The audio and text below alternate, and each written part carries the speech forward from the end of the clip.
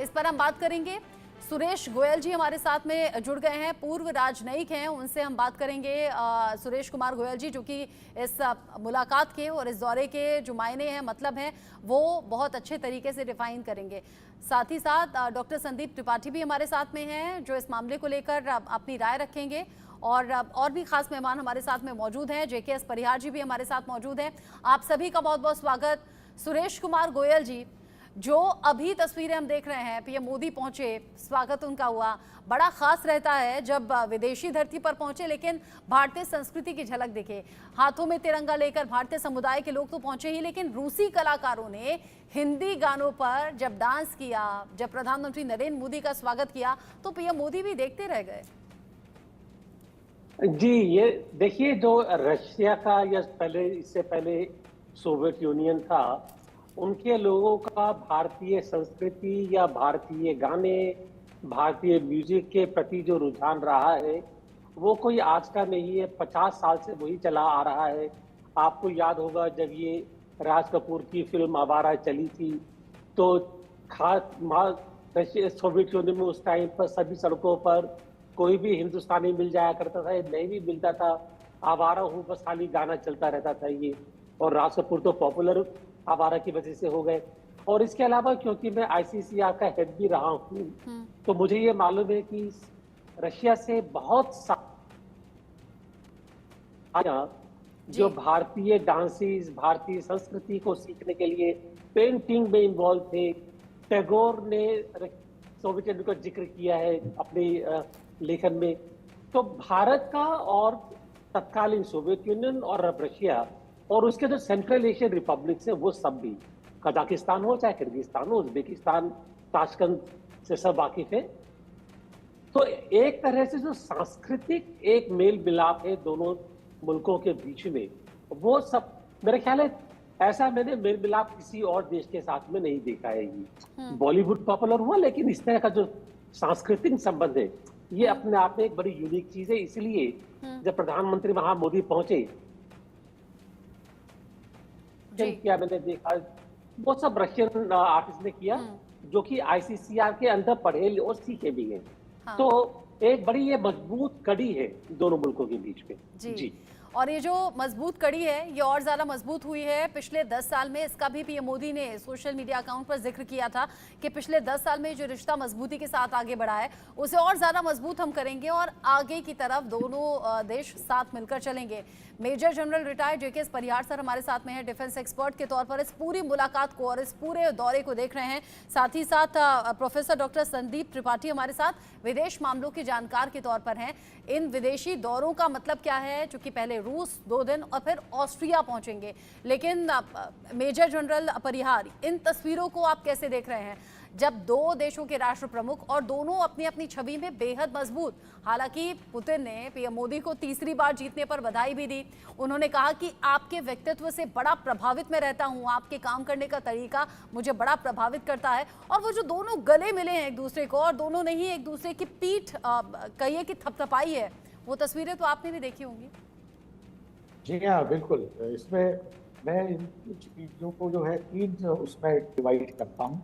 पहला historical perspective कि आप दो देशों के किस तरह से रिलेशंस रहे हैं, आज क्या सिचुएशन है और कल क्या सिचुएशन होगी, ये एक होता है। दूसरा होता है कि जो वहाँ की जो लीडरशिप है उस कंट्री की, वो उस कंट्री में कितनी पॉपुलर है और एक्सेप्टेबल। और तीसरा ये होता है कि फ्यूचर में जो है इसके पर्टिकुलर कंट्री के डेवलपमेंट से और इस लीडर से हमको क्या फायदे होते हैं। तो डिप्लोमेसी के बड़े 3 गोयल साहब इस बारे में ज़्यादा जानते हैं और मोदी जी इसमें बिल्कुल फिट बैठते हैं।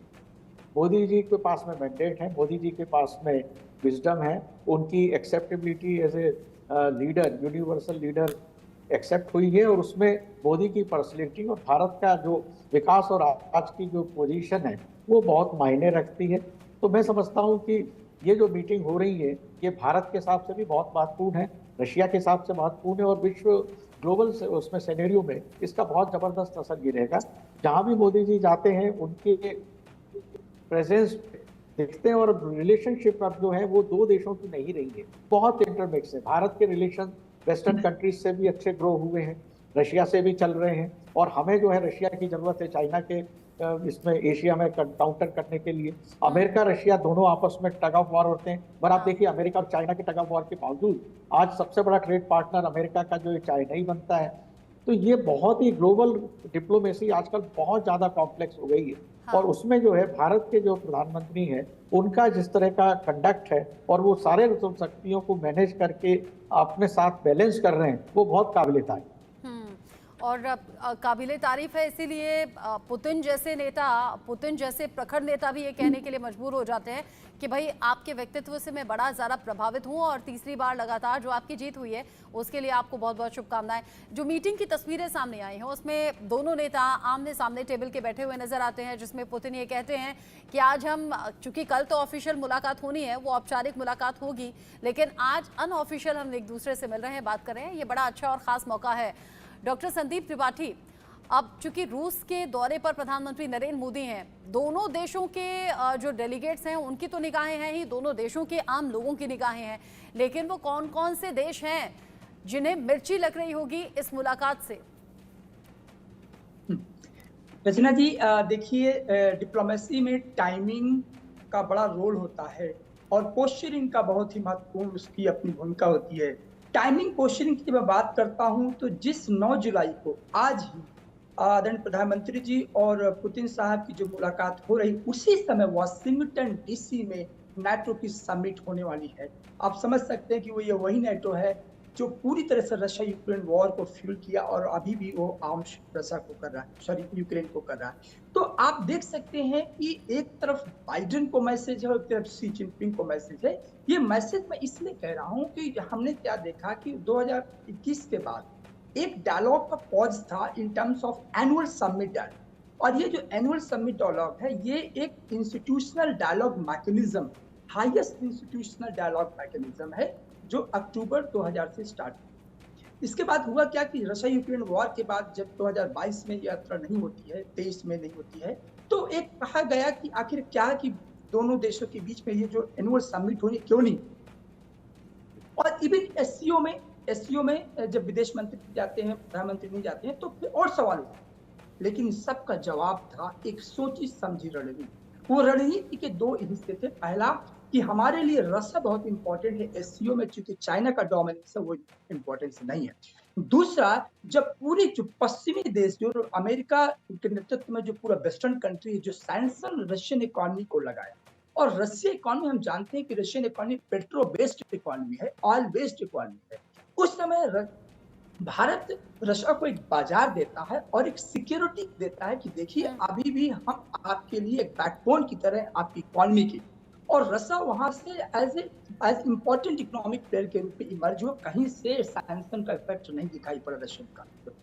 तीसरा, चौथा यह है कि जिस तरह से हम देख रहे हैं कि जो समरकंद में एक जो स्लोगन दिया गया था, नो लिमिट्स पार्टनरशिप, दोनों शी जिनपिंग पुतिन साहब के द्वारा, तो एक मैं एज एक्सपर्ट आपको बताना चाहूंगा और हमेशा इस बात को मैं बार बार कहता आया हूं कि no limits partnership is a marriage of convenience. एक स्ट्रेटेजिक पजल है बीजिंग और मॉस्को के बीच में, वहां एक स्ट्रेटेजिक राइवलरी है, वो साइलेंट है, दिखती नहीं। और इसीलिए यहाँ मैं बताना चाहूंगा कि रशिया का जो फार ईस्ट रीजन, रशिया का जो साइबेरियन रीजन, जो व्लादिवोस्तोक रीजन है, जहां आदरणीय प्रधानमंत्री जी 2019 में दौरा किए, यहाँ पर बीजिंग और मॉस्को के बीच में तनाव होता है, और वो तनाव है डेमोग्राफी को लेकर के, इकोनॉमिक इंटरेस्ट को लेकर के। दूसरा तनाव दोनों के बीच में सेंट्रल एशियन रीजन में होता है। सेंट्रल एशियन रीजन में इस रीजन को रशिया अपना स्फीयर ऑफ इन्फ्लुएंस कहता है, लेकिन वहां पर बीजिंग अपना डोमिनेंस दिखाना चाहता है। तो हमने देखा कि तो वहां भी एक तनाव है। तो बीजिंग और मॉस्को की प्रॉक्सिमिटी ये टैक्टिकल अलायंस है, लेकिन जो मॉस्को नई दिल्ली की जो पार्टनरशिप है, जो रिलेशनशिप है, ये नेचुरल कन्वर्जेंस ऑफ इंटरेस्ट है। और नेचुरल कन्वर्जेंस ऑफ इंटरेस्ट में आपको बता दिया, भारत को ऑयल चाहिए, Russia remains the top supplier to India, Russia remains the top arms supplier to India. तो जब भारत के नजदीकी पड़ोसी देश चाइना और पाकिस्तान जैसे दुश्मन देश है, वहां पर रक्षा की भूमिका महत्वपूर्ण हो जाती है, रिलायबिलिटी ऑफ सप्लाई को लेकर के, आर्म्स को लेकर के। जब भारत दुनिया का तीसरा सबसे बड़ा एनर्जी कंज्यूमर देश है, वहां पर इंपॉर्टेंट ये हो जाता है कि भारत को सस्ता ऑयल चाहिए, और इसीलिए क्रूड ऑयल हम इसीलिए तो प्रधानमंत्री नरेंद्र मोदी ने कहा कि ये दौरा बड़ा खास होने वाला है और इस दौरे के लिए मैं बड़ा उत्साहित हूँ। साथ ही साथ उधर पुतिन कह रहे हैं भाई आपकी ऊर्जा और आपकी जो एनर्जी है, आपका जो व्यक्तित्व है, आपका जो काम करने का तरीका है, उससे मैं बड़ा प्रभावित हूं। ऐसे में भारत रूस शिखर सम्मेलन में पीएम मोदी का आज शामिल होना, दोनों देशों के बीच में द्विपक्षीय वार्ता होना, बहुत से ऐसे खास मुद्दे रहेंगे जिन पर बात होगी, जिसको लेकर अलग अलग जो हमारे गेस्ट हैं वो भी अपनी राय रख रहे हैं। मेजर जनरल परिहार, क्या रूस से, चूंकि पुतिन से अब सीधी बातचीत प्रधानमंत्री नरेंद्र मोदी की होगी, क्या रूस यूक्रेन युद्ध को लेकर भी बात हो सकती है? इससे पहले भी हालांकि भारत अपनी भूमिका साफ कर चुका है, तटस्थ रहना और ये कहना पीएम मोदी का साफ तौर पर कि आज की डेट में युद्ध से कभी किसी का भला नहीं होता। इससे हम कई साल या फिर ये कहिए दशकों पीछे चले जाते हैं। देखिए रश्मि, जहां तक सवाल है, ये ऑफिशियली तो 22nd बाइलेटरल एनुअल समिट है, तो वो सारे एजेंडाज आपके सामने ओपनली जॉइंट स्टेटमेंट में भी आएंगी और कवर होंगे। मगर ये कोई ऐसा नहीं होता है कि जब दो इतने बड़े महाशक्तियों के देश के राष्ट्रपति आपस में मिल रहे हैं तो सिर्फ वो एक फिक्स एजेंडा में ही बात होती। कई एजेंडाज ऐसे होते हैं जो डिक्लेयर नहीं किए जाते हैं, चाहे वो डिफेंस स्ट्रेटेजीज के हो, इंटरनेशनल के हो, कुछ टेक्टिकल प्लानिंग्स होती हैं। तो अगर मोदी जी और पुतिन मिले और यूक्रेन के बारे में डिस्कशन ना हो, नाटो के बारे में ना हो, मैं नहीं समझता कि ऐसा होगा। बिल्कुल होगा। और अभी हाल ही में हमारे प्रधानमंत्री की इसमें यूक्रेन के राष्ट्रपति से भी मुलाकात हुई थी, उसका जो साइडलाइन मीटिंग्स में, तो वो कन्वेंशंस आपस में जब बैठते हैं होते हैं और एक प्लानिंग बनती है कि आगे इसको टेक्टिकली हमें इसको कैसे हैंडल करना है। यूक्रेन बिल भी इसमें रहेगा। यूक्रेन के साथ में क्योंकि कुछ हमारे भारतीय जो है वो कॉन्ट्रैक्ट बेसिस पे रशियन आर्मी में गए और उनको जो है आगे बिठा के फिर यूक्रेन में भेजा गया, वो भी मामला इसमें आएगा। इसके बाद जो यूक्रेन के और रशिया युद्ध की वजह से जो हमारे फूड ग्रेन्स वगैरह के होते हैं, तो कई चीजें जो है खाली वार ही नहीं है, उसके जो साइड इफेक्ट्स हैं वो सारे भी डिस्कस होंगे। और भारत अमेरिका के रिलेशंस आगे कैसे ग्रो कर रहे हैं इसके बारे में भी रशिया से ब्रीफिंग होगी, रशिया चाइना से कैसे कर रहा है वो भी ब्रीफिंग होगी। तो इसमें बहुत कुछ होता है। भारत अमेरिका के रिश्ते भी जहन में होंगे और भारत के लिए क्या रूस चीन से अपने रिश्ते बिगाड़ेगा? ये कई ऐसे सवाल हैं जो जहन में बने हुए हैं। आप सभी रहिएगा मेरे साथ में। पीएम मोदी के मॉस्को दौरे की पहली कामयाबी भी सामने आ रही है। सभी युवकों को डिस्चार्ज करके वापस भेजा जाएगा। ये वो युवक हैं जो कि रूस पहुंचे थे और उन्हें रूस आर्मी में जबरन काम करवाया गया। जो खबरें अलग अलग सामने आती रही, वीडियो सामने आते रहे उन युवकों के, जिसमें वो कहते रहे पीएम मोदी से गुहार लगाते हुए कि प्लीज हमें वापस बुलाइए। गुमराह होकर रूस पहुंचे थे ये भारतीय युवक जो अब घर लौटेंगे। रूसी आर्मी में काम कर रहे थे, गुमराह होकर रूस पहुंच गए थे, यानी कि गलत जानकारी पर रूस पहुंचे काम के लिए, रोजगार के लिए, लेकिन वहां रूसी सेना में भर्ती करा दिया गया। रूस और यूक्रेन के बीच में जो युद्ध की स्थिति है वहां उन्हें भेजा गया, जिसमें उन्हें नुकसान भी हो रहा था, युवकों की अपनी जान को लेकर खतरा भी बना हुआ था। ऐसे में अलग अलग टाइम पर वो वीडियो सामने आए जिसमें ये कहा गया कि हमें प्रधानमंत्री नरेंद्र मोदी से उम्मीद है हमें यहाँ से निकाला जाए। और अब वो खास मौका जब पुतिन और मोदी के बीच में मुलाकात हुई, मुलाकात में बात हुई है। हालांकि पुतिन ने कहा था ये अनऑफिशियल मुलाकात है, जिसमें डिनर उन्होंने अपने घर पर पीएम मोदी को दिया और इसी अनऑफिशियल मुलाकात में बात हुई है रूसी सेना में जो भर्ती भारतीय युवक हैं वो अब घर वापस लौटेंगे। ये बहुत बड़ी कामयाबी के तौर पर भी देखा जा रहा है और इस कामयाबी को लेकर देश में अभी से चर्चा हो रही है और चर्चा इस बात की भी कि पीएम मोदी हैं तो मुमकिन है। सुरेश गोयल जी, उन भारतीयों को बड़ी उम्मीद थी जिनके कोई अपने परिवार के मेंबर रूस पहुंचे थे काम के लिए, लेकिन वहां रूसी सेना में भर्ती होना पड़ा और अब अपने घर लौटेंगे, वतन लौटेंगे। देखिए, ये अच्छी बात है कि वो वापस लौट रहे हैं। आपने कहा कि उनको रूसी सेना में भर्ती होना पड़ा।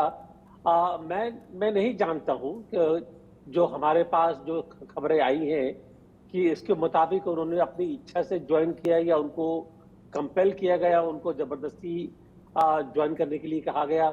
ये जो चीजें ऐसी हैं जो इलीगल माइग्रेशन होता है या लीगल माइग्रेशन जो होता है फाइनेंशियल अपॉर्चुनिटीज के लिए, इकोनॉमिक अपॉर्चुनिटीज के लिए। से पहले डोंकी रूट हुई, उसके बारे में काफी खबरें आई थी। तो मैं समझता हूं कि ये कामयाबी है कि बजाय इसके कि हिंदू नौजवान वहां पर, और सॉरी इंडियन नौजवान वहां पर ये रशिया यूक्रेन वॉर में मरे, तो उससे अच्छा कोई अगर और प्रोडक्टिव काम हो तो अच्छा है ये। और मैं कहूंगा कि ये एक कामयाबी है कि इनको वहां से रशियन फौज से छोड़ा जा रहा है। मैं आपसे एक चीज कहना चाहूंगा, आपने इससे पहले एक सवाल पूछा था मेजर जनरल परिहार से जब बात कर रहे थे कि ये जो इंडिया की और रशिया की जो रिलेशनशिप है, इसके बारे में आपने जो कहा था, मैं एक दो चीज कहना चाहूंगा। देखिए कि ये जो संबंध है, जब तक संबंधों में दोनों की जरूरतें शामिल नहीं होंगी, एक तरफा संबंध नहीं हो सकते हैं, चाहे वो फैमिली में हो या दो मुल्कों के बीच में हो। तो इस समय रशिया को भारत की जरूरत है, भारत को रशिया की जरूरत है। इससे पहले भी 60 से मैं ट्रेस करता रहा जो रिलेशंस है, कोल्ड वॉर के टाइम पर सोवियत यूनियन को भारत का साथ चाहिए था, नॉन अलाइंड मूवमेंट के लीडर थे हम, उसकी वजह से हमारे जो है संबंध और गहरे हुए। साथ दिया बांग्लादेश की वॉर में हमारा। यूएस सोवियत यूनियन की जो एक एंटेगोनिज्म था, कंटेस्ट, वो जाहिर होकर के हमारे लिए एक तरह से हेल्पफुल रहा। अभी भी जो है मैं ये कहूंगा कि रशिया और भारत के संबंधों को वेस्टर्न ब्लॉक बड़ी गहरी, बड़ी शार्प नजर से देख रहा है, चाइना भी देख रहा है, क्योंकि अगर भारत और रशिया के संबंध ज्यादा मजबूत होते हैं तो इसका असर चाइना पर भी पड़ेगा, इसका असर वेस्टर्न ब्लॉक पर भी पड़ेगा। और इसके बाद में अगर यूएसए और चाइना वो फिर अपने आप इकट्ठे होते हैं कि एक ग्लोबल इक्वेशन बनाने के लिए कुछ किया जाए और साथ में, तो उसके ऊपर नजर रखनी होगी हमको।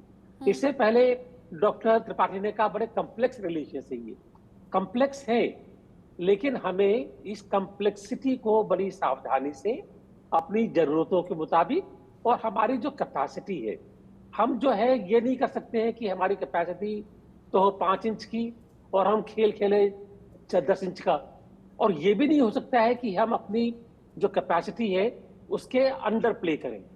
तो अपनी कैपेसिटी के मुताबिक, उस कैपेसिटी में हमारी इकोनॉमिक स्ट्रेंथ शामिल है, हमारी कल्चरल स्ट्रेंथ शामिल है, हमारी स्ट्रेटेजिक पोजीशनिंग, जियोपॉलिटिकल पोजीशनिंग शामिल है, वो सब चीजें आएंगी ये।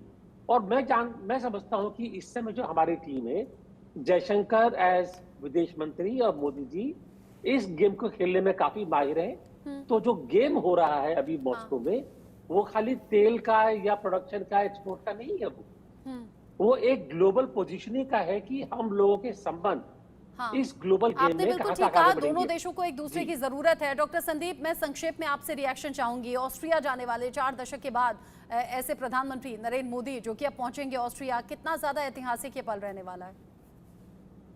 देखिए, कोई भी जो बायलैटरल विजिट होती है तो अपने आप में वो ऐतिहासिक इस बात के लिए होती है कि एक तरह से वो एक रिन्यूअल होता है हमारे बायलैटरल रिलेशन। मुझे लगता है कि रशिया के बाद जो ऑस्ट्रिया जाने का उसका जो डिसीजन है, ये भी अपने आप में ऐतिहासिक बात है कि दोनों देशों के बीच में जो कल्चरल टाइज हैं, जो इकोनॉमिक टाइज हैं, जो हमारे हिस्टोरिकल टाइज हैं, कहीं ना कहीं उनको बूस्टअप किया। तो इसलिए ये दौरा बहुत अपने आप में जी, दौरा खास रहेगा और खास दौरे की हर एक तस्वीर, हर एक जानकारी सबसे पहले दर्शकों तक पहुंचाएंगे जेकेएस परिहार सर, सुरेश जी, संदीप जी, बहुत शुक्रिया आप सभी का।